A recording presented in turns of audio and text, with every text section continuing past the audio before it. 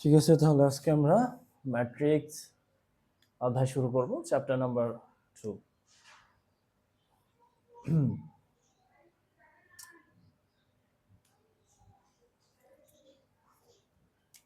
কতগুলো সংখ্যাকে সারি ও কলাম আকারে প্রকাশ করলে যে আয়তাকার বা বর্গাকার বিন্যাসটি পাওয়া যায় তাই ম্যাট্রিক্স। একে তৃতীয় বন্ধনী বন্ধনী বা প্রথম বন্ধনী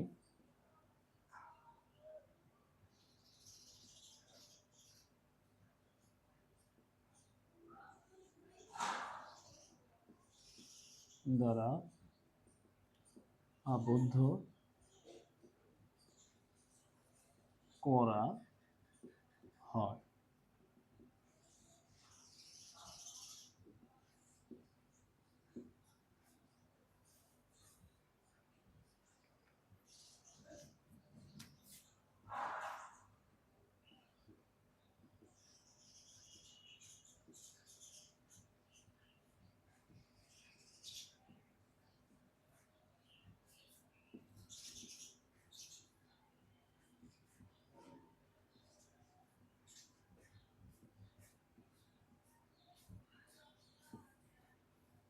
আচ্ছা, দেখো,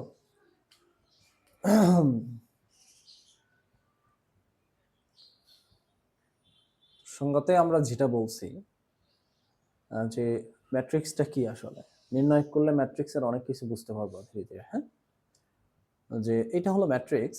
ম্যাট্রিক্সের সংজ্ঞা অনুযায়ী আমরা বলবো কতগুলো সংখ্যাকে কি করব, সারি ও কলাম আকারে সাজাইলে যেটা আমরা একটা আয়তাকার বা বর্গাকার বিন্যাস পাবো সেটাই হলো ম্যাট্রিক্স।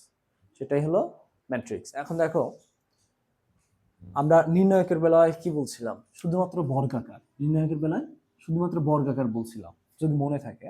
আর এখন আমরা বলতেছি শুধু বর্গাকার না, আয়তাকারও হতে পারে। আয়তাকার কেমন বলো? আয়তাকার এরকম হতে পারে, কি হবে? আয়তাকার। আর বর্গ কেমন বলো? যে চার বাহু সমান, নাকি? চার বাহু সমান না, এলো বর্গ। তা আয়তাকারও হতে পারে। আয়তাকার হলে কেমন হবে? ধরো 1 2 3, ধরো যে 5 6 1। তা এইভাবে সাজালে তো আয়তাকার হবে, নাকি? আর বর্গাকার সাজালে কেমন হয়? যেমন 1 2 5 6 2 3 1 2 0, ধরো এরকম সাজালাম। তাহলে কি এটা বর্গাকার হবে না? তার মানে পার্থক্য কি বলো? এটা এটা শুধুমাত্র আমরা এটা কি তৃতীয় বন্ধনী অথবা কি প্রথম বন্ধনীতে আবদ্ধ করতে পারি, তাহলে এটা কি হবে? ম্যাট্রিক্স।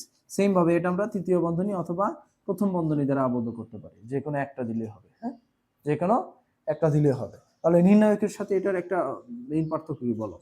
নির্ণায়কে আমরা শুধুমাত্র বর্গের উপর ছিলাম, তার মানে কি এই নির্ণায়কের সারি ও কলামের সংখ্যা সমান হতে হয়। এখানে সারি কোনটা বলো? এই নির্ণায়কের সারি কোনটা? এটা কি রো বলে। এটাকে রো বলে। নির্ণায়কের পরে আসছে রো হলে এটা কি আর ওয়ান ধরবো, আমরা আর ওয়ান ধরলাম, নাকি? এটাকে আমরা বলবো আর টু, এটাকে বলবো কি আর থ্রি। সেম ভাবে এটাকে আমরা বলবো সি ওয়ান, এটাকে বলবো সি টু, এটাকে বলবো সি থ্রি, কলাম থ্রি। তো এটা হলো মূলত তোমার ম্যাট্রিক্স। ম্যাট্রিক্সের উপাদান কি বলো? উপাদান হলো যে ম্যাট্রিক্সে আমরা যে সকল সংখ্যা ব্যবহার করে থাকি, যে সকল সংখ্যা দ্বারা ম্যাট্রিক্স গঠিত হয়, তাদের প্রত্যেকটি সংখ্যাকে কি বলবো আমরা? এক একটি এলিমেন্ট বা উপাদান। আচ্ছা, এবার আসবো আমরা ক্রম কি। হ্যাঁ, দেখো, ক্রম হলো কোনো ম্যাট্রিক্সের সারি ও অর্ডার বা ক্রম, যাকে ইংরেজিতে বলে ওয়ার্ড ক্রম।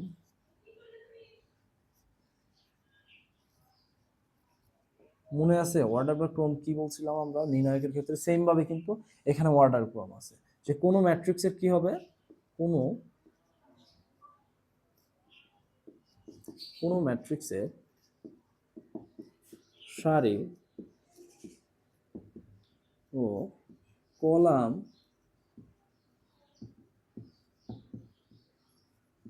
সংখ্যাকে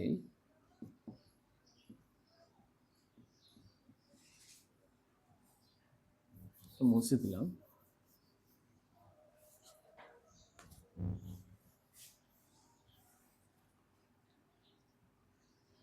ওই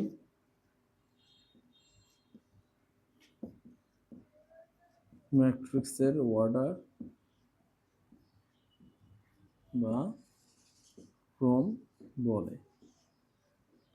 তাহলে তুমি আমাকে এটা থেকে বলো তো এই ম্যাট্রিক্সের কি বলছে, তাহলে অর্ডার বা ক্রম কি?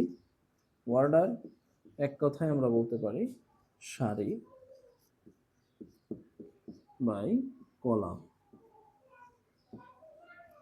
তাহলে তুমি এই ম্যাট্রিক্সটা দেখে বলো তো এটা সারি কয়টা আছে?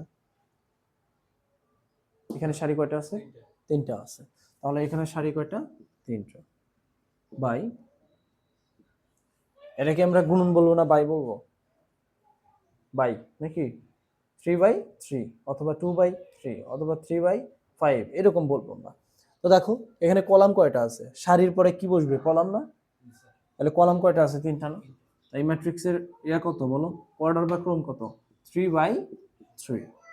এখন আমরা সবসময় লেখার সময় কলাম আগে না, প্রথমে কি হবে? সারি আগে দিতে হবে। প্রথমে সারি আগে দিব, সারির পরে কি হবে? কলাম, সারির পরে কলাম হবে। আচ্ছা ঠিক আছে। তো রো কি মোটামুটি এইটুকু হলো ম্যাট্রিক্স বিষয়ক কথা। তারপরে আর কি দেখতেছি আমরা কি লিখবো।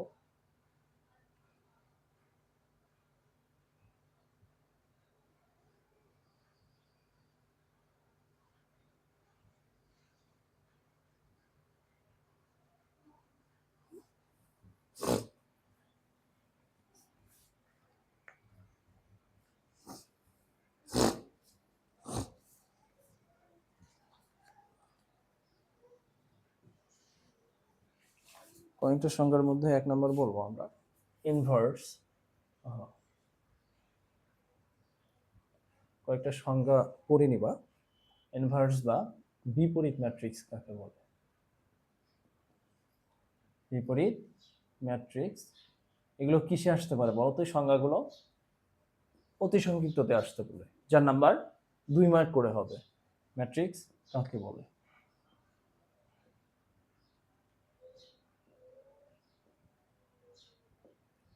আরেকটা সংজ্ঞা কি বলবো, যে সিঙ্গুলার ম্যাট্রিক্সের সংজ্ঞা দাও, বা সিঙ্গুলার ম্যাট্রিক্স কাকে বলে?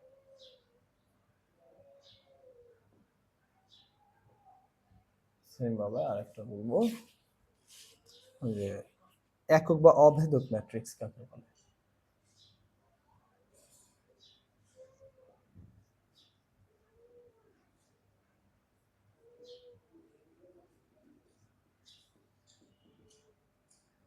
এটা আমরা একটু নাম্বার দিয়ে প্রকাশ করি। এটা 1 নাম্বার, এটা 2 নাম্বার, এটা 3 নাম্বার।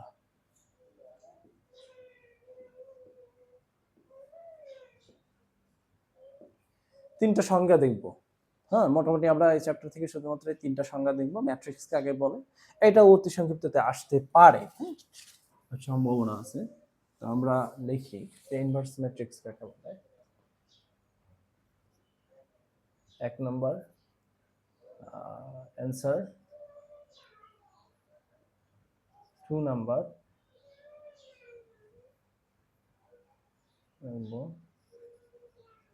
স্যার যদি কোশ্চেন নাম্বার 1 লেখো ইনভার্স ম্যাট্রিক্স কি?